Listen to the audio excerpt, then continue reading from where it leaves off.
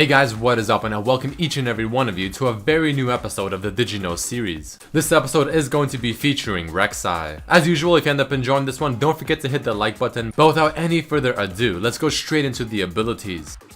Rek'Sai's passive heals her for 25 times whatever level she is over 5 seconds, restoring 450 HP at level 18 with 100 Fury. And this passive expends 20% of her current Fury every second. However, her passive is not dynamic, meaning it will not recalculate the Fury depleted and the HP gained per tick, but only calculate it once as a passive is initially activated. Her uprooted Q applies on-hit effects, on attack effects, and even lifesteal effects, but only to the main target and not the AoE portion of the Q. And on top of this, critical strike damage will not take into account the bonus damage applied from her Q. The damage of her uprooted Q will not affect towers, and her Q, don't forget, is an auto attack reset. Even though Rek'Sai's Q on-hit damage can be dodged, blocked, parried, and blinded, the AoE portion of this ability will still go through regardless and hit the champions or minions around that target. Rek'Sai's Tremor Sense whenever she's underground shows larger circles for enemy champions and much smaller ones for minions or monsters that are moving. For instance, here you can see that the Tremor Sense of the Scuttle Crab is about half the size of Twitch's.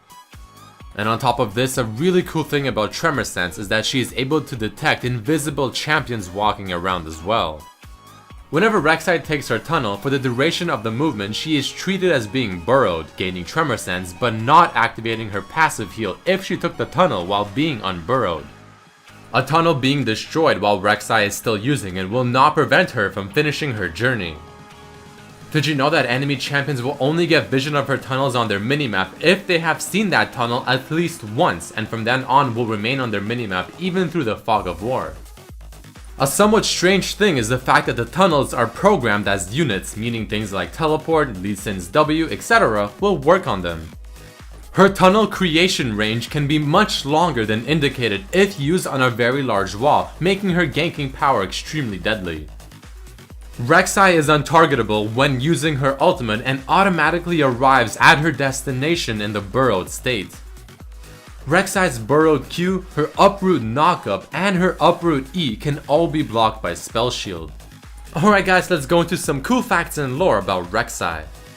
The designer of Rek'Sai was someone named Beat Punchbeef, somewhat of an interesting name. The voiceover for Rek'Sai is unknown, probably because there aren't really any words spoken, meaning it may have been done using some audio engineering. It is possible that Rek'Sai is based off of the Graboids from the movie Tremors, since they have very similar characteristics between each other. Another possible inspiration for Rek'Sai could have been Omen, who is a cancel champion in the League of Legends.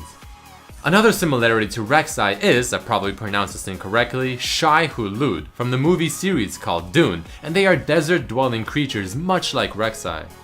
In her lore, Rek'Sai is about the size of a house, however in-game she is scaled down to be more of a suitable size. This also happened with champions such as Cho'Gath, Skarner, Malphite, and Nautilus. Though many Voidborn champions already exist, such as Cho'Gath and Kog'Maw, Rek'Sai is the first female. Did you know that all Voidborn champions tend to have an apostrophe in their name? Cho'Gath, Kog'Maw, Kha'Zix, Rek'Sai, and Vel'Koz.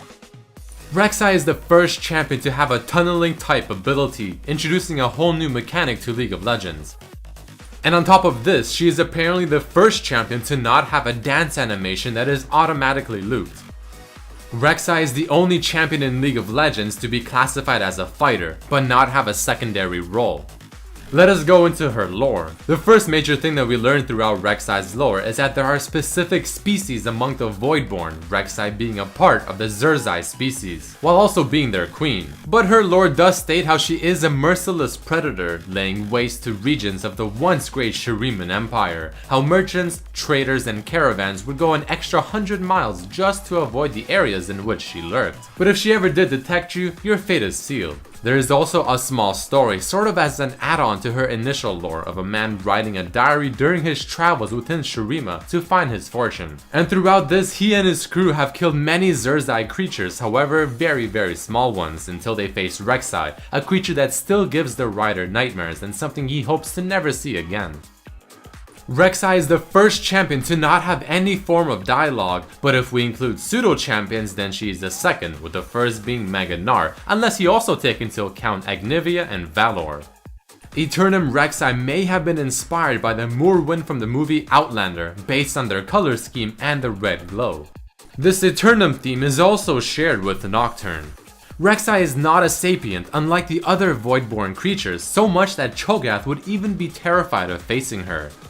Alright guys, that unfortunately is it for this episode of Did You Know featuring Rek'Sai. If you did enjoy, please don't forget to hit the like button, share it with your friends, check out the previous episodes as well, and you can also write down what you want to see for the next episode, or if there's any cool myths or theories you want me to go over. But as usual, I thank you guys for watching, hope you enjoyed it, and I hope to see you for the next one. Peace.